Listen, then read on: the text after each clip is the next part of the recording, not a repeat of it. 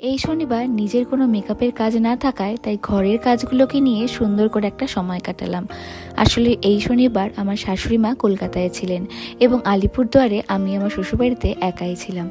আর আমাদের যে রান্নার হেল্পিং হ্যান্ড সেও এক কারণবশত আসতে পারেনি।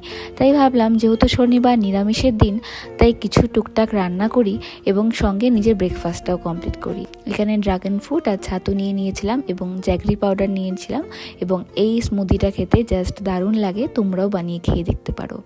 আমার ব্রেকফাস্ট এরকম হালকা ফুলকাভাবেই হয়ে যায় একা থাকলে।